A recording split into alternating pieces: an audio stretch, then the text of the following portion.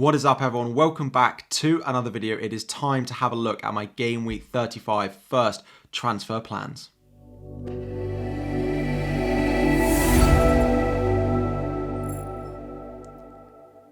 Welcome back to another video, everyone. FPL Harry here, and today we're having a look ahead to our Game Week 35 first transfer plans. Of course, the first sort of round of games are drawing to a close in double Game Week 34.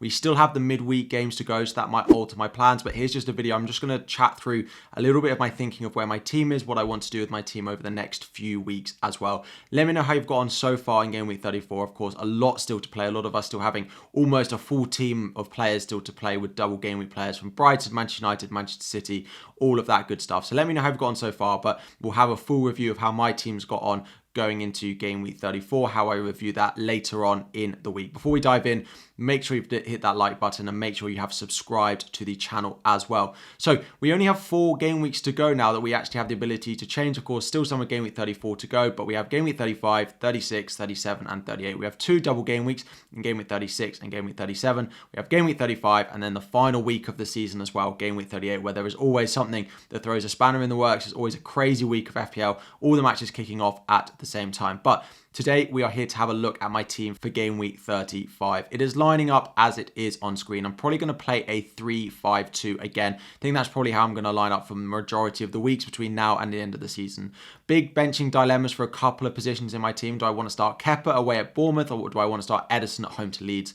Manchester City leaking the occasional goal, but maybe a higher chance of a clean sheet. However, if both teams concede, which I probably expect Chelsea to do, definitely Chelsea and Kepa might get a few more save points compared to Ederson. Of course, I sold Raya out of my team. Currently, it's Ederson because I just don't want to see a Chelsea player in my team, and Bournemouth are playing very well at the moment.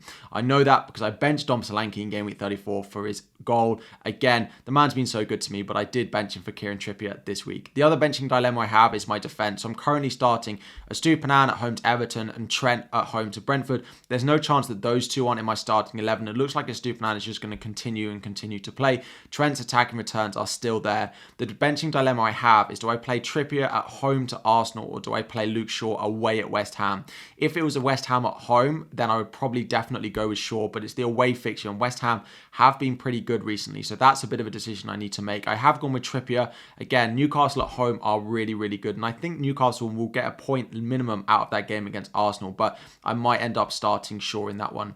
Moving into midfield, we have double Manchester United midfielders. We have an assist and we have a goal for Bruno Fernandes in Game Week 34. Happy with them.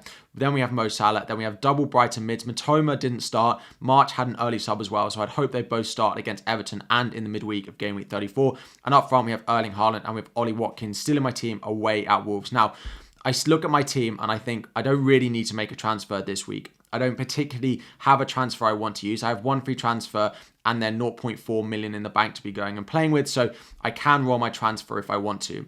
A lot of the transfers we look at now, we're going to be targeting the double game weeks in Game Week 36 and targeting the doubles in Game Week 37 as well. So a lot of you, I'm sure, if you're watching this, you might not bother with a lot of content this week because a lot of us are going to be rolling our transfers going into Game Week 35. So what I'm going to do instead with this video is actually talk you through my transfer plans between now and the end of the season, just so you can see where my plan is going, why I'm maybe rolling my transfer this week, what it means for future weeks as well. So unless we get an injury, unless we get suspension or something like that in my starting lineup, I think I'm going to roll my transfer player 3-5-2 going into Game Week 35. Of course, captaincy is up for debate. Manchester City are the early kickoff, then they do have Champions League after Game Week 35. If Haaland is going to be benched in that and we get early news that Haaland's bench, I'll move my captaincy to Mo Salah. So that will be something I'll have to wait right up until the Game Week 35 deadline to make that decision. But in terms of starting 11, I think we're pretty set that it's going to look like this.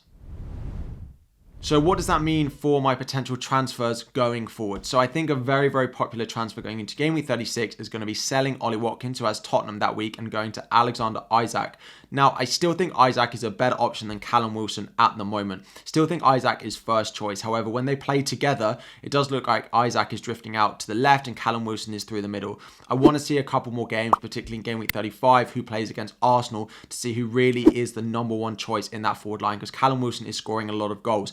But Ollie Watkins to a Newcastle forward is going to be a nice transfer. However, Ollie Watkins plays Wolves away in game week 35, who have just shipped a whole load of goals to Brighton, and Alexander Isak and Callum Wilson are at home to Arsenal. I think a lot of us will roll the transfer and look to do that move in game week 36, and then probably roll the second transfer in game week 36.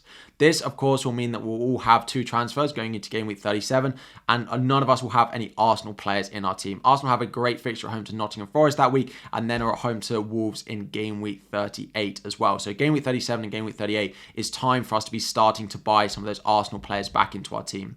I think looking at my team for that week, it's defensively in particular that I might need strengthening. So Trippier, who I don't particularly love, the attacking returns are drying up, the clean sheets are drying up, their last couple of fixtures are quite difficult as well. Trippier to Zinchenko is a move that I'm looking at to do in game week 37. Zinchenko might not actually start in my team that week, he might be on my bench, but because I'll have 2 free transfers that week, I'll probably end up having to make it and just bench him, ready to have him in my team in game week 38. So my plan at the moment, roll to game week 35, Newcastle forward in game week 36 for their double, when I'll have triple Brighton and triple Newcastle. Then I'll look to add probably Arsenal in game week 37 and take 2 free transfers into game week 38.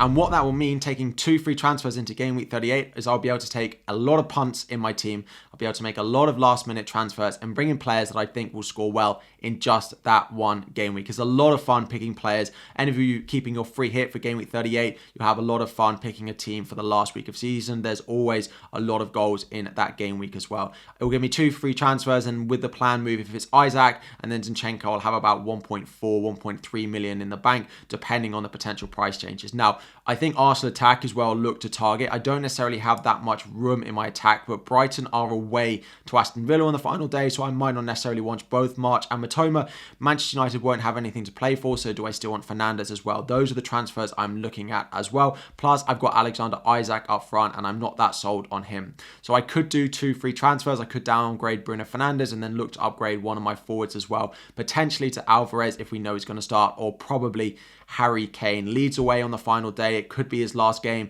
in a Tottenham shirt as well. So just a few ideas. I am going to be adding an Arsenal attacker, I think, in my team at home to Wolves on the final day. Even if they're not going to win the title, I think they'll want to put a show on for the fans who have supported them so well this season on the final day and really go out with a bang, even if they don't end up lifting the Premier League title. So Martinelli and Saka are probably the ones I look at, then potentially Harry Kane or Alvarez to sort of go up front. I also like the look of Gakpo as well. He's performing really well, so I'm recording at halftime of the Liverpool versus Tottenham game. Gakpo getting returns in there as well. Mo Salah getting returns, Luis Diaz, a lot of returns. Harry Kane again scoring those, so I do potentially want to look for a route back for him into my team for that final day of the season.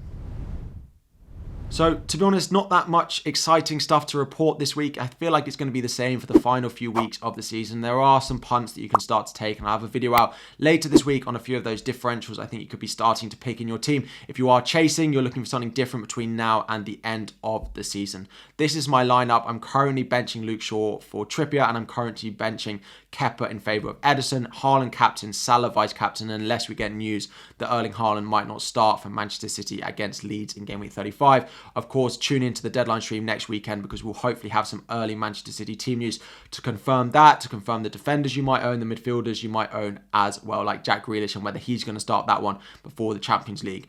But a little bit of a plan for me for this week, for the remainder of the season as well. Let me know what you think. Do you like my plan? I'm hoping to take no more hits between now and the end of the season, trying to climb into that top 100, if not just cement my place in the top 1,000 this season. Been a crazy season. Thank you all so much for your support on this video and all season as well. Like the video if you haven't already. Subscribe before you go, and I'll be back again very soon.